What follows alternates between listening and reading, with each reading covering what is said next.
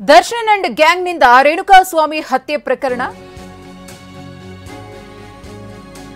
ಕಳೆದ ತಿಂಗಳ 8ನೇ ತಾರೀಕು ದರ್ಶನ್ ಅಂಡ್ ಗ್ಯಾಂಗ್ನಿಂದ ರೇಣುಕಾಸ್ವಾಮಿ ಕೊಲೆಯಾಗಿತ್ತು। ಆ ಪ್ರಕರಣಕ್ಕೆ ಸಂಬಂಧಪಟ್ಟಂತೆ ದರ್ಶನ್ರನ್ನ ಅರೆಸ್ಟ್ ಮಾಡಿ ಅನ್ನಪೂರ್ಣೇಶ್ವರಿ ನಗರ ಪೊಲೀಸ್ ಠಾಣೆಗೆ ಕರೆತಂದಂತಹ ಸಂದರ್ಭದಲ್ಲಿ ಠಾಣೆಯ ಸುತ್ತ ಶಾಮಿಯಾನವನ್ನ ಹಾಕಿದ್ರು। ಅದು ದೊಡ್ಡ ಮಟ್ಟದಲ್ಲಿ ಚರ್ಚೆಗೂ ಕೂಡ ಈಡು ಮಾಡಿಕೊಟ್ಟಿತ್ತು। ಗಲಾಟೆ ಪ್ರತಿಭಟನೆ ಆಗುವ ಮಾಹಿತಿ ಇದ್ರೆ ಹಾಗೆ ಮಾಡ್ತೇವೆ। ಐಪಿಎಸ್ ಅಧಿಕಾರಿಗಳ ಸಭೆ ಬಳಿಕ ಸಿಎಂ ಸಿದ್ದರಾಮಯ್ಯನವರು ಈ ವಿಚಾರದ ಬಗ್ಗೆ ಮಾತನಾಡಿದ್ದಾರೆ, ಸ್ಪಷ್ಟನೆಯನ್ನ ಕೊಟ್ಟಿದ್ದಾರೆ। ಏನಾದರೂ ಗಲಾಟೆ ಆಗುತ್ತೆ, ಪ್ರತಿಭಟನೆ ಆಗುತ್ತೆ ಅಂದಾಗ ನಾವು ಆ ರೀತಿ ಮಾಡಲೇಬೇಕಾಗುತ್ತೆ ಅಂತ ಸಮರ್ಥನೆಯನ್ನು ಮಾಡಿಕೊಂಡಿದ್ದಾರೆ ಸಿಎಂ ಸಿದ್ದರಾಮಯ್ಯನವರು ಪೊಲೀಸರು ಹಾಕಿದಂತಹ ಶಾಮಿಯಾನ ವಿಚಾರಕ್ಕೆ ಸಂಬಂಧಪಟ್ಟಂತೆ।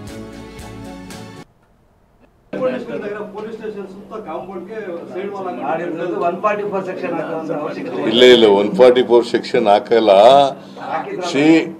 ಏನಾದರೂ ಕೂಡ ಗಲಾಟೆ ಆಗ್ಬೋದು ಅಥವಾ ಪ್ರತಿಭಟನೆ ಆಗ್ಬೋದು, ಇನ್ನೇನೋ ಆಗ್ಬೋದು ಅಂತ ಇದ್ರೆ ಸುದ್ದಿ ಇದ್ರೆ ಮಾತ್ರ, ಇನ್ಫಾರ್ಮೇಶನ್ ಇದ್ರೆ ಮಾತ್ರ ಮಾಡ್ತಾರೆ, ಅದರ್ವೈಸ್ ಮಾಡಲ್ಲ।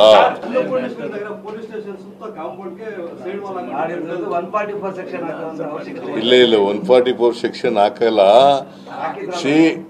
ಏನಾದರೂ ಕೂಡ ಗಲಾಟೆ ಆಗ್ಬೋದು ಅಥವಾ ಪ್ರತಿಭಟನೆ ಆಗ್ಬೋದು, ಇನ್ನೇನೋ ಆಗ್ಬೋದು ಅಂತ ಇದ್ರೆ ಸುದ್ದಿ ಇದ್ರೆ ಮಾತ್ರ, ಇನ್ಫಾರ್ಮೇಶನ್ ಇದ್ರೆ ಮಾತ್ರ ಮಾಡ್ತಾರೆ, ಅದರ್ವೈಸ್ ಮಾಡಲ್ಲ। ರೇಣುಕಾಸ್ವಾಮಿ ಕೊಲೆ ತನಿಖೆಯನ್ನ ಖಾಕಿ ಪಡೆ ಚುರುಕುಗೊಳಿಸಿದೆ। ಸಾವಿನ ಅಸಲಿ ಸಮಯ ಪತ್ತೆಗೆ ಪೊಲೀಸರು ಇದೀಗ ಮುಂದಾಗಿದ್ದಾರೆ। ವಿಧಿ ವೈದ್ಯಶಾಸ್ತ್ರ ಪ್ರಾಧ್ಯಾಪಕರಿಗೆ ಪೊಲೀಸರಿಂದ ಪತ್ರ ಕೂಡ ಬರೆಯಲಾಗಿದೆ। ರೇಣುಕಾಸ್ವಾಮಿಯನ್ನ ಕಿಡ್ನಾಪ್ ಮಾಡಿ ಕರೆತಂದ್ರು, ಆತನ ಮೇಲೆ ಹಲ್ಲೆಯಾಯಿತು। ನಂತರ ಹಲ್ಲೆ ಮಾಡಿದಂತಹ ಪರಿಗೆ ರೇಣುಕಾಸ್ವಾಮಿ ಯಾವ ರೀತಿಯಾಗಿ ನರಳಾಡ್ದ, ನರಕಯಾತನೆಯನ್ನ ಕಂಡ, ಆತನ ಉಸಿರು ಎಷ್ಟು ಗಂಟೆಗೆ ಹೋಯಿತು, ಅಂದ್ರೆ ಆತನ ಸಾವಾಗಿದ್ದು ಎಕ್ಸಾಕ್ಟ್ಲಿ ಎಷ್ಟು ಗಂಟೆಗೆ ಅನ್ನೋ ಸಮಯವನ್ನ ಪತ್ತೆ ಹಚ್ಚುವಂತಹ ಕೆಲಸಕ್ಕೆ ಇದೀಗ ಪೊಲೀಸರು ಮುಂದಾಗಿದ್ದಾರೆ।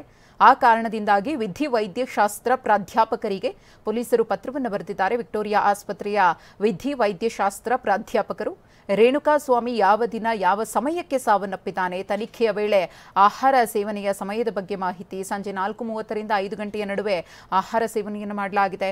ಮರಣ ಹೊಂದಿದ ವ್ಯಕ್ತಿಯು ಆಹಾರ ಸೇವಿಸಿದ ನಂತರ ಆತನ ಜಠರದಲ್ಲಿ ಎಷ್ಟು ಗಂಟೆಯವರೆಗೆ ಆಹಾರ ಇರುತ್ತೆ, ಈ ಬಗ್ಗೆ ಪರಿಶೀಲಿಸಿ ವರದಿಯನ್ನ ಕೊಡಿ ಅಂತ ಹೇಳಿ ಪೊಲೀಸರು ಪತ್ರದಲ್ಲಿ ಮನವಿಯನ್ನ ಮಾಡಿಕೊಂಡಿದ್ದಾರೆ। ರೇಣುಕಾಸ್ವಾಮಿ ದೇಹದಲ್ಲಿನ ಬದಲಾವಣೆಯ ಪರಿಶೀಲನೆಗೂ ಕೂಡ ಮನವಿಯನ್ನ ಮಾಡಿದ್ದಾರೆ। ಸಾವಿನ ಬಳಿಕ ಉಂಟಾಗುವಂತಹ ರಾಸಾಯನಿಕ ಜೈವಿಕ ಬದಲಾವಣೆ, ಮೃತದೇಹ ಫ್ರೀಜರ್ನಲ್ಲಿಟ್ಟ ಸಮಯ ಪರಿಗಣಿಸುವಂತೆ ಮನವಿಯನ್ನು ಮಾಡಿಕೊಂಡಿದ್ದಾರೆ। ಫ್ರೀಜರ್ನಲ್ಲಿಟ್ಟ ಸಮಯ ಪರಿಗಣಿಸಿ ವರದಿಯನ್ನ ನೀಡಿ ಅಂತ ಹೇಳಿ ಪತ್ರದ ಮುಖೇನವಾಗಿ ಪೊಲೀಸರು ಕೇಳಿಕೊಂಡಿದ್ದಾರೆ। ರೇಣುಕಾಸ್ವಾಮಿ ಕೊಲೆ ಕೇಸ್ ಸಂಬಂಧ ವಸ್ತುಗಳನ್ನು ಈಗಾಗಲೇ ಎಫ್ಎಸ್ಎಲ್ಗೂ ಕೂಡ ರವಾನೆ ಮಾಡಲಾಗಿದೆ। ಕೇಸ್ಗೆ ಸಂಬಂಧಪಟ್ಟಂತೆ 66 ವಸ್ತುಗಳನ್ನು ಎಫ್ಎಸ್ಎಲ್ಗೆ ರವಾನಿಸಲಾಗಿದೆ। ರೇಣುಕಾಸ್ವಾಮಿಯ ಬಟ್ಟೆ, CCTV footage, mobile phone, Renukaswamy ಬಳಿ ಇದ್ದಂತಹ ಅನೇಕ ವಸ್ತುಗಳನ್ನು ರವಾನೆ ಮಾಡಲಾಗಿದೆ। ಶವ ಪರೀಕ್ಷೆಯ ವೇಳೆ ಸಂಗ್ರಹಿಸಿದಂತಹ ಎಲ್ಲಾ ವಸ್ತುಗಳು ಕೂಡ ವಿಧಿವಿಜ್ಞಾನ ಪ್ರಯೋಗಾಲಯ ತಲುಪಿದೆ। ಇನ್ನು ಎಫ್ಎಸ್ಎಲ್ನಿಂದ ವೈಜ್ಞಾನಿಕ ವರದಿಯನ್ನ ಪೊಲೀಸರು ಕೂಡ ಪಡ್ಕೊಳ್ತಾ ಇದ್ದಾರೆ।